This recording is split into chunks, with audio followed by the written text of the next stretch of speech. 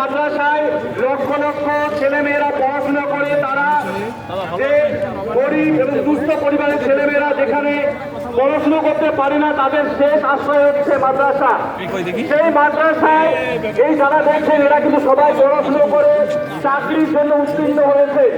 হওয়ার পরে তাদেরকে চাকরি না দিয়ে রাস্তায় আমাদেরকে পুলিশ আটকে দিয়েছে ঠিক নিউ মার্কেট একদম মার্কেটের সামনে, একদম আমাদের ধর্মতলায় যেতে দিচ্ছে না। আমরা ধর্মতলার মধ্যে মুখ করেছি, পুলিশ ব্যারিকেড দিয়ে আটকে দিয়েছে আমাদের এই মুহূর্তে।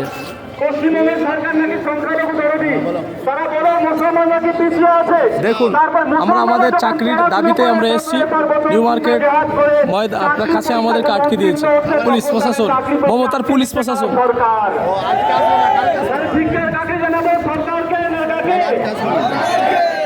আমাদের এই আন্দোলন দেখুন, আমরা কিন্তু কারো ক্ষতি করতে আসিনি, কোনো সমস্যা করতে আসিনি।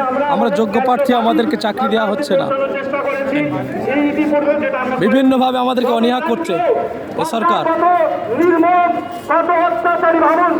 আমরা কেন রাস্তায়? মাননীয় মুখ্যমন্ত্রী জবাব দাও, কেন আমরা রাস্তায় আছি? দেখুন,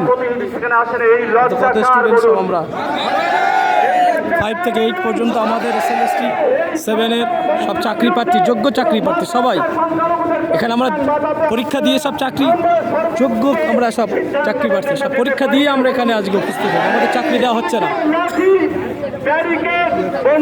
ধর্মতলায় আমাদেরকে ঢুকতে দেওয়া হচ্ছে না।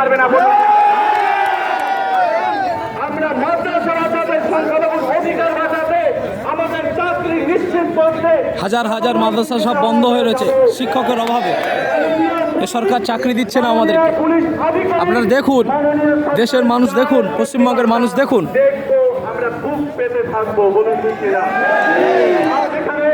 মুসলমান এত যোগ্যপূর্ণ ছাত্রছাত্রী আছে, তাদেরকে চাকরি দেওয়া হচ্ছে না।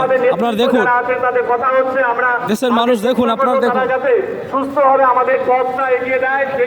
পুলিশ প্রশাসন আমাদেরকে আটকে দিয়েছে, কথা হচ্ছে আমাদের যোদ্ধাদের সঙ্গে কথা বলছে।